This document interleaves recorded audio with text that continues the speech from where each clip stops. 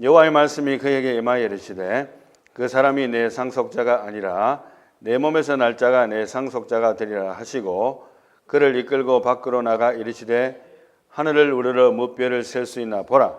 또 그에게 이르시되 내 자손이 이와 같으리라. 아브라함이 여호와를 믿으니 여호와께서 이를 그의 의로 여기시고 또 그에게 이르시되 나는 이 땅을 내게 주어 소유를 삼게 하려고 너를 갈대아인의 우르에서 이끌어낸 여호와니라. 그가 이르되 주 여호와여 내가 이 땅을 소유로 받을 것을 무엇으로 알리이까? 여호와께서 그에게 이르시되 나를 위하여 3년 된 암소와 3년 된 암염소와 3년 된 수양과 산비둘기와 쥐비둘기 새끼를 가져올지니라. 아멘. 지난번에 우리가 창세기 14장에서 보여준 아브라함의 무용담과 더불어서 제가 생각을 해본 것이 US Army Value Teaching이 있어요. 생각이 났어요. 어렴풋이 미국 부대 처음 들어가면은 군사교육 그러니까 뭐 PT하고 총 쏘는 거 이런 것만 가르치는 게 아닙니다. 정신교육 파트가 또 따로 있어요. 거기 가면은 Army Value가 7가지가 있는데 그 중에서 이제 제일 마지막에 제일 밑에 보면 loyalty, duty, respect, selfless service, honor, integrity, 그 다음에 personal courage라는 value가 있어요. 군인 정신교육인데요. 이 personal courage라는 개인적인 용기라는 뜻이잖아요. 거기에 자세하게 간단하게 설명을 해놓은 게 있는데 제가 읽어보겠습니다. Face fear, danger, or adversity, physical or moral. 말하자면은 위험한 것과 그 다음에 공포와 나와 맞서는 것에 대해서 직면한다는 뜻이에요. 요즘 같은 경우는 원거리에서 여기서 저까지 한 100m 넘는 거리에 M16을 가지고 딱 조준해서 쏘면 트럼프가 거의 귀가 스쳐 지나가듯이 거의 정확하게 맞을 수 있어요. 총을 얼라이먼트만 잘 해놓고 자기가 사격 연습만 좀 해놓으면 바람이 심하게 불지 않는 다음에는 거의 정확하게 조준이 해서 맞습니다. 그만큼 원거리 사격이 가능하거든요. 저도 M16을 쐈는데 그렇지만 이제 그 먼 거리에서 쏘면 공포감이라든가 그런 걸 좀 덜 느껴요. 그렇지만 이렇게 막대기 이렇게 해가지고 양쪽으로 해갖고 이렇게 들고 치면서 싸우는 거 있잖아요.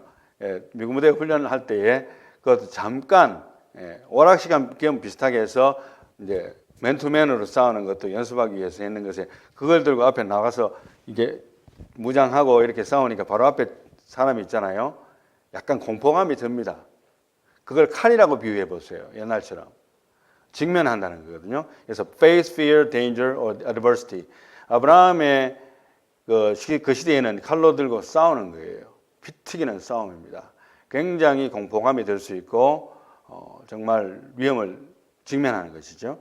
그것을 아브라함이 직접 나가서 싸웠습니다. 기도만 한다는 것과 용기를 내서 싸운다는 것의 차이를 알아라는 것이죠. 아브라함의 전투는 다윗과 골리앗의 공통점은 믿음의 행동이 있었어요. 가만히 앉아서 주여 믿습니다 하는 것도 물론 뭐 인정할 만하지만 지난번에 말씀드린 대로 행동으로 옮겨서 직접 나가서 싸웠다는 것이 굉장히 아브라함이 용기를 발휘한 것입니다. 믿음이 없이 그 많은 대군들을 맞서서 싸운다는 것은 상상도 할 수 없는 일입니다. 그러나 이뤄냈고 하나님의 도움으로 승리했지 않습니까? 이제 1절부터 우리 백그라운드 보면서 오늘 본문 말씀 연결해서 한번 보도록 하겠습니다. 1절 다 같이 봅니다. 시작. 이후에 여호와의 말씀이 환상 중에 아브라함에게 임하여 이르시되 아브라함아 두려워하지 말라.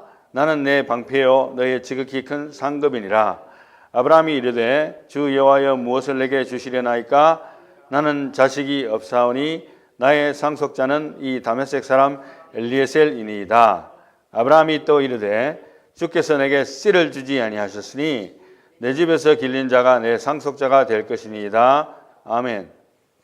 이후에라는 것은 14장에 나타났던 사건들이죠. 전쟁에서 큰 승리를 거두고 난 다음에 이 말입니다. 하나님의 말씀이 나타났는데 나는 내 방패에 너의 지극히 큰 상급이다. 그렇게 이야기하니까 아브라함이 대뜸 하는 말이 아멘 이렇게 안 하고 주 여호와여 무엇을 내게 주시려나이까? 나는 자식이 없사오니 나의 상속자는 이 다메섹 사람 엘리에셀이니이다. 무자식으로 있는데 지금 하나님은 계속적으로 내가 너의 상급이라고 이야기하는데 나는 자식도 없는데요, 지금. 이 말이거든요. 이것이 어떤 불평이라기보다도 하나의 과정으로서 아브라함이 하나님을 따라가는 과정에서 당연히 나올 수 있는 정당한 클레임이에요. 여러분들 그렇게 생각하셔야 됩니다. 하나님도 거기에 대해서 너 무슨 말을 하냐, 너 날 못 믿겠니, 이렇게 말씀하지 않았어요. 하나님이 아브라함의 믿음을 봤어요. 그리고 그렇게 이야기하니까 또 아브라함이 또 이르되 주께서 내게 씨를 주지 아니하셨으니 내 집에서 길린 자가 내 상속자가 될 것이 아니겠습니까? 하나님, 이게 어떻게 된 일입니까? 이 말이에요. 그리고 이제 본문 말씀 연결됩니다. 본문 말씀은 이제 영어로 하실 수 있는 분을 읽으면서 해석하고 결론을 이끌도록 하겠습니다. 4절입니다. Then behold, the word of the Lord came to him, saying, This man will not be your heir, but one who will come forth from your own body, he shall be your heir. 다메섹 사람 엘리에셀 아니다. 너의 몸에서 난 사람이 너의 후사가 될 것이다. 이 말입니다. 5절 다 같이. And he took him outside and said, Now look toward the heavens and count the stars, if you are able to count them. And he said to him, So shall your descendants be. 이제 아브라함을 인도에 나가서 하나님께서 하늘의 별들을 보라는 거예요. 이 많은 별들을 네가 셀 수 있다면 너의 후손들도 셀 수 있을 것이다. 그만큼 너의 후손들이 많이 번창할 것이라고 이야기를 해줍니다. 6절 말씀 다 같이 시작. Then he believed in the Lord and he reckoned it to him as righteousness. 아멘. 아브라함이 하나님의 말씀을 믿으니까 하나님께서 그 믿는 그 믿음을 의로 여기셨다 했어요. 굉장히 스페셜한 표현인데요. 여기서부터 의의 기준이 나오기 시작합니다. 뭡니까? 하나님을 믿는 게 의의 기준이에요. 그렇게 해서 최초로 의의 기준이 나왔습니다. 본격적으로 예수 그리스도의 피가 우리를 자유케 한다는 가장 기본적인 진리의 백그라운드가 나온 거죠. 자, 다음 7절입니다. And he said to him, 다 같이 봅니다. 시작. And he said to him, I am the Lord who brought you out of Ur of the Chaldeans to give you this land to. 아멘. 내가 너를 갈대아 우르에서 끌어낸 여호와라는 거예요. 너에게 이 땅을 주기 위해서 이끌어낸 여호와다. 이렇게 합니다. 8절 다 같이 봅니다. He said, O Lord God, how may I know that I will possess it? 아멘. 어떻게 보면 아브라함이 내가 어떻게 이 땅을 차지할지 내가 어떻게 압니까? 이런 표현이니까 어떻게 보면 불신앙적인 표현이라고 생각할 수 있는데 이것도 정당한 표현이라고 봐야 돼요. 왜냐하면 지금까지 아브라함이 믿음을 지키고 하나님을 쫓아왔는데 실질적으로 하나님은 계속 말씀만 하시는 거예요. 말씀만.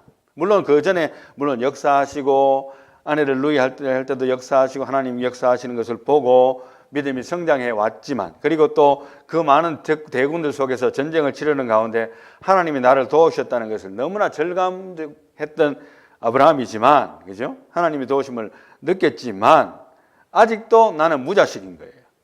그래서 How may I know that I will possess it? 내가 이 땅을 다 차지하게 될지 내 자손들이 차지하게 될지 내가 어떻게 합니까? 이것은 정당한 클레임이라고 봐야 됩니다. 믿음이 없는 소리가 아니고 그렇게 이야기하니까 자 9절 다 같이 봅니다. 시작. So he said to him, Bring me a 3-year-old heifer and a 3-year-old female goat and a 3-year-old ram and a turtle dove and a young pigeon. 아멘. 암소와 암염소와 수장과 산비둘기와 집비둘기 새끼를 가져와라고 하나님이 명령을 해요. 왜냐하면 내가 이 땅을 차지할지 나는 지금 현재 모르겠다는 거예요. 아브라함이. 하나님 말씀만 하시는데 좀 보여달라는 거예요. 그것이 일종의 정당한 클레임으로 하나님이 인정을 하셨어요. 하나님이 너 날 못 믿겠니? 이렇게 안 하시고 좋다. 이 말이 맞다. 가져와라. 뭐냐? 이제부터 이제 횃불 언약이 시작되는데요. 이것은 하나님의 일방적 언약인 동시에 쌍방간의 신뢰가 바탕이 된다고 제가 밑에 써놨는데요. 한번 봅시다. 자, 10절. 10절 다 같이 시작. 아브라함이 그 모든 것을 가져다가 그 중간을 쪼개고 그 쪼갠 것을 마주 대하여 놓고 그 새는 쪼개지 아니하였으며. 아멘. 아브라함이 하나님 명령대로 가져왔습니다. 하나님 무엇을 하나 보기 위해서. 그랬더니 3년 된 암소와 3년 된 암염소와 3년 된 순양과 산비둘기와 집비둘기 새끼를 가져왔더니 이제 그것을 다 쪼개서 반동갈이 나눕니다. 그걸 마주보게 하고 새는 쪼개지 않았습니다. 11절 다 같이 봅니다. 솔개가 그 사체 위에 내릴 때에는 아브라함이 쫓았더라.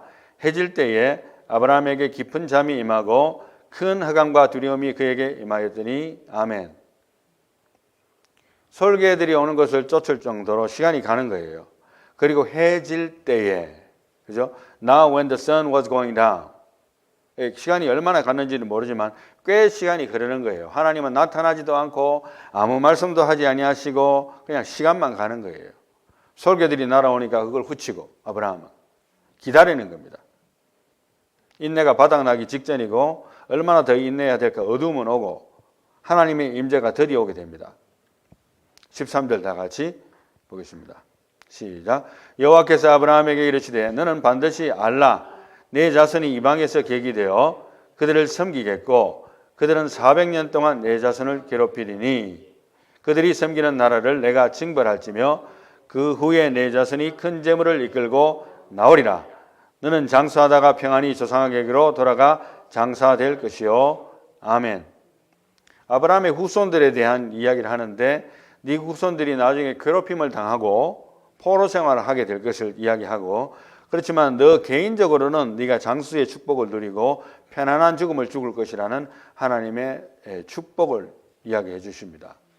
그래서 사람이 죽음의 축복을 잘 받는다는 것이 굉장히 큰 거거든요. 안 믿는 사람들도 인정을 해요. 믿는 사람의 세계에서도 우리가 물론 순교의 제물이 되기도 하고 하나님의 영광을 위해서 우리가 죽임을 당하는 순교의 제물을 제외하고는 평안한 죽음을 죽는 것이 모든 사람들에게 영예가 되어지고 또 살 만큼 살다 가는 것도 나쁘지 않습니다. 그렇게 이야기하는 거고. 16절 다 같이 봅니다. 시작. 내 자손은 4대 만에 이 땅으로 돌아오리니 이는 아모리 족속의 죄악이 아직 가득 차지 아니함이니라 하시더니. 아멘. 이 가나안 땅을 하나님이 주셨잖아요. 그럼 거기서 천년만년 누리게 하면 될 텐데 그렇게 아니하고 하나님은 이 백성들이 나중에 포로 생활을 하게 합니다. 애굽에서. 그리고 다시 돌아오게 해야 되는데 그 이유 중에 하나가 있어요. 물론 이스라엘 백성들을 훈련시키기 위한 이유도 하나가 되겠지만 다른 한편으로는 하나님께서 justification to invade somebody. 그러니까 어느 한 나라를 침공을 해서 무너뜨리고 그 땅을 차지하려면 하나님 입장에서도 justify를 할 수 있는 이유가 충분해야 된다는 거예요. 그런데 아모리 족속의 죄악이 아직 하나님께서 보실 때에 완전히 쓸어버릴 정도는 아닌 거예요. 그게 자그마치 그 죄악의 수준이 찰 때까지 400년이 걸립니다. 우리 생각할 때는 저 나라 지금 당장 쓸어버리면, 어떻게 보면 미국 입장에서 저 러시아 하나님께서 한번 쓸어버리면 문제 다 해결이 될 텐데라고 생각하는 사람이 있을지도 몰라요.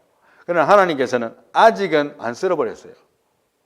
어떻게 될지 앞으로 모르지만 지금 러시아는 가만히 앉아서 돈 벌고 있어요. 세계에서 3인가 4인가 산유국이잖아요. 기름값만 올라가면 러시아는 돈 버는 거예요. 그러니까 아모리 족속의 제약이 아직 차지 아니었기 때문에 4대 만에 400년을 잡습니다. 1대를 한 100년 정도 잡아서 이야기하는 것으로 이해를 하는데 돌아오게 되리라고 이야기를 합니다. 지금 하고 이제 17절 다 같이 시작. 해가 져서 어두울 때에 연기나는 화로가 보이며 타는 횃불이 쪼갠 고기 사이로 지나더라. 아멘. 우리가 지난번에 제가 한번 이 본문을 다루었습니다마는 엘리야에게 불로 응답하신 하나님, 갈멜산에서 쌓은 번제물 위에 물을 갖다 부어놓은 번제물 위에 하나님께서 불로서 다 태워버렸어요. 강력한 불로. 불로 응답하시는 하나님이 아브라함에게도 이제 늦었다 싶었지만 연기나는 화로가 보이기 시작하더니만 타는 횃불이 쪼갠 고기 사이로 지나가는 겁니다. 하나님이 불로 응답하셨어요. 놀라운 체험이죠. 그래서 엘리야만 불의 응답 받은 게 아니고 아브라함도 불의 응답 받았다는 것을 이게 그냥 뭐 영적으로 그냥 불의 응답 받은 그게 아니고 뜨거워지기 이게 아니고 실제로 하나님께서 불로 그 재물 사이로 지나가신 거예요. 18절 다 같이 봅니다.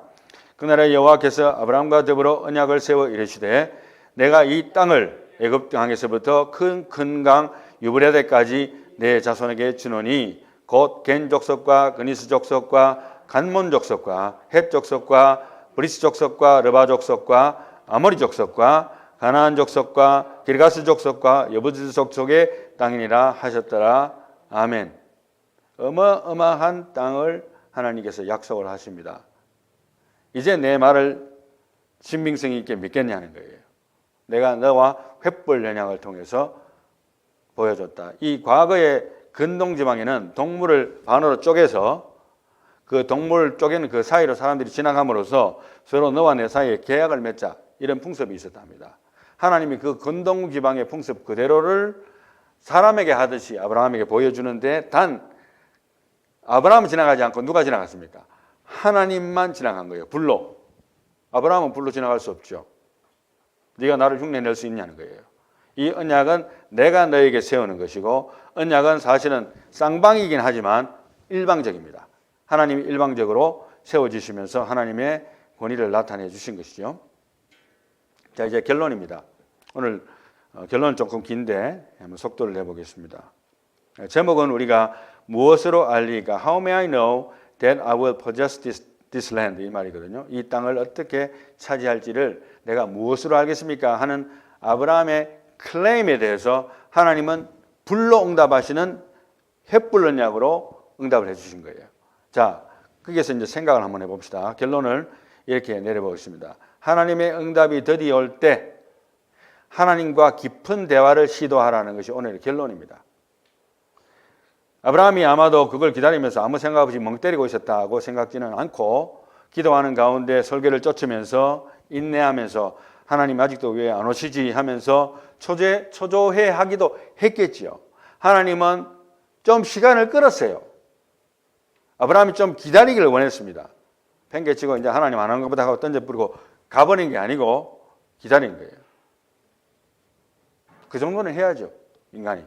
자, 그래서 1번 아브라함의 믿음은 그의 쫄장부 같은 행동에도 불구하고 하나님의 은혜로 성장해 왔습니다. 애굽에서 아내를 누이라 한 사건을 통해서 우리가 이야기를 했었는데 그의 믿음이 성장을 했었고 또 계속해서 성장해 왔고 2번 그의 믿음의 성장은 조카 롯에 대한 양보의 행동으로 나타나기도 했어요. 그러니까 믿음이 있는 사람의 행동이 나오는 겁니다. 그러니까 완벽한 인간이 된다는 게 아니고 믿음이 있는 베이스에서 나오는 행동이 나온 거예요. 그 양보가.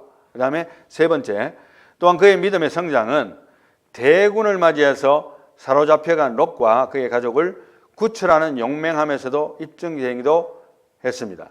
지난번에 보여줬죠. 용기를 내서 가서 싸웠습니다. 자, 4번 그러나 그의 깊은 내면 속에서 지속적인 질문이 일어나고 있는데 뭐냐 하면 하나님이 아직도 나의 대를 이을 후사를 주지 아니하신다는 노년의 근심과 사실 거의 자포자기 상태에 이를 만큼 오래 시간이 간 겁니다. 나의 후사는 이 다메섹 사람 엘리에셀이 아니겠습니까? 하나님. 맞지요? 하나님께서 말씀하시는 거 그 말 맞지요? 그러니 하늘의 별들을 보여주시면서 하나님이 말씀하시며 위로를 받았지만은 믿었다 했어요. 아브라함이. 그러나 그것으로는 충분한 위로가 되지 못했다고 봅니다. 인간이기 때문에. 그래서 하나님의 6번에 하나님의 친절하시고 이해하심의 풍성하심으로 하나님이 친히 아브라함에게 계약서를 썼어요. 이게 문서화된 계약서는 아니지만은 동물을 쪼개놓고 거기에 하나님이 불로 직접 통과하게 하시는 기적을 보여주심으로써 계약서를 쓴 거예요. 그러면 내가 너한테 계약서 쓸게. 쓴 겁니다. 그 어느 누구도 흉낼 수 없는 횃불로 응답하신 언약입니다. 그래서 횃불 언약이라 그래요. 아브라함의 몫은 뭡니까? 그 재물들을 가져와서 지키고 인내하며 기다리는 거예요. 믿음으로. 팽개치지 말고 정말 내가 기다리고 이거 하려고 내가 지금 현재 하나님 쫓아다녔나? 지금 뭐 하는 짓이야 이거? 뭐 이렇게 할 수도 있겠죠. 이제 인내가 바닥나면 하나님 참 쓸데없는 짓도 하게 하네 이렇게 생각할 수도 있겠죠.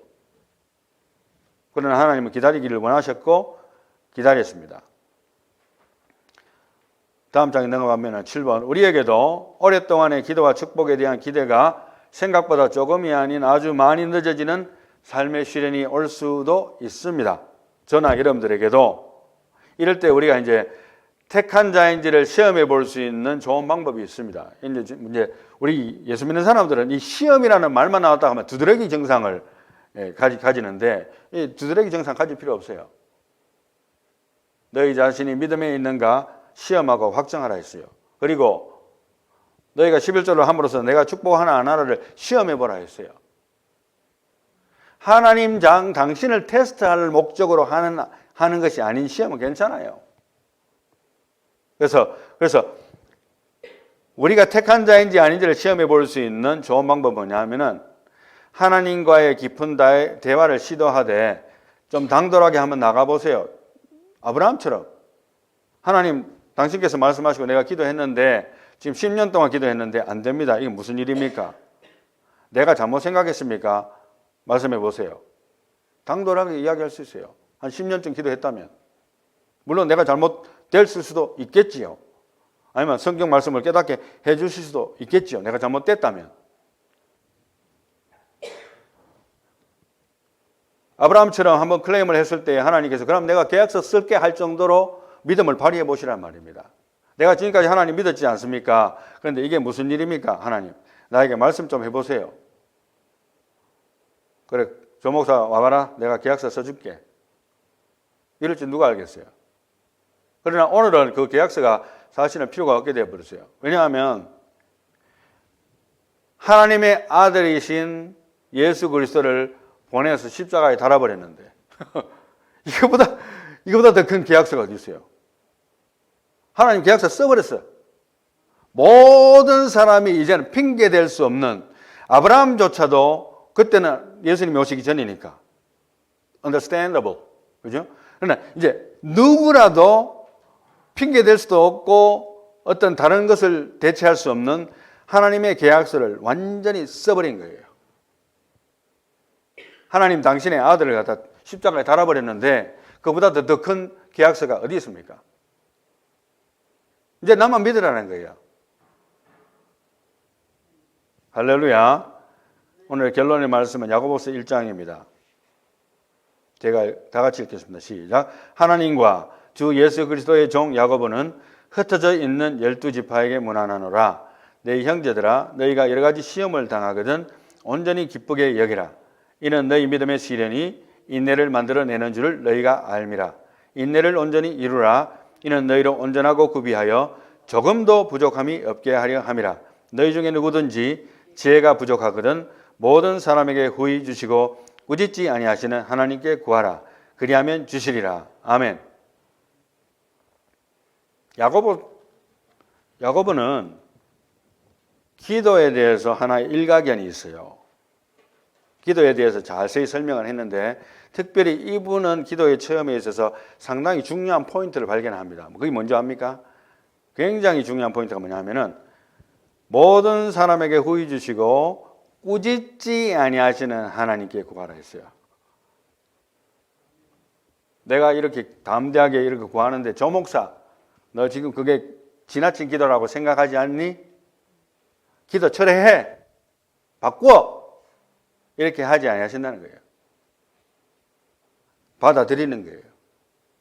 주고 안 주고 하나님이 결정하실지라도 거기에 대해서 후히 주시면서 여기서 후히 주신다 했어요. 그냥 쫀쫀하게 줄까 말까 고민하고 이게 아니고 후히 주시고 그 다음이 중요합니다. 꾸짖지 아니하시는 하나님. 이걸 야고보가 발견한 거예요. But if any of you lacks wisdom, let him ask of God. 하나님께 지혜를 구하라는 기도하라는 거예요. Who gives to all generously and without reproach. 야단치는 걸 말합니다. And it will be given to him. 그리고 그에게 주어지게 될 것이다. 응답된다는 거예요.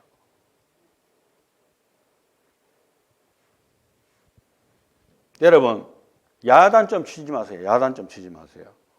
남편에게 야단 좀 치지 마시고 자녀들에게 야단 좀 치지 마세요. 잔소리 좀 마시기 바랍니다. 아내와 자녀들에게, 아내에게 잔소리하고 남편들도 이제 할 일 없다 보면 아내한테 잔소리 많이 하죠. 자녀들에게 또 잔소리 많이 하는 거. 하나님도 안 합니다. 왜 잔소리 합니까? 왜 자꾸 야단쳐요? 어드바이즈 할 수 있고, 그 다음에 충고도 할 수 있고, 그죠? 그 다음에 좋은 이야기도 할 수 있지만, 야단치는 거하고 잔소리 하는 건 달라요. 그거 엄격하게 구분해야 됩니다. 이게 어떻게 보면 백지장 한 장 차이거든요. 그래서 김창욱 교수가 강의할 때 제가 언젠가 얘기했었지만, 사람들은, 나는 틀린 말은 절대 안 하지. 예. 틀린 말은 안 하는데 기분 나쁜 거예요. 기분 나빠. 말만 했다 하면 사람을 디스커리지 시키는 거예요. 하나님은 그런 하나님이 아니니까 염려 마시고, 우리가 하나님의 응답이 드디어 올 때 하나님과 깊은 대화를 시도하라는 의미가 무엇이냐. 믿음으로 인내하는 가운데 후히 주시고 꾸짖지 아니하시는 하나님께 구함으로 기도의 응답을 마음껏 체험할 수 있는 저와 여러분들이 다 되시기를 예수님의 이름으로 축원합니다. 기도하겠습니다.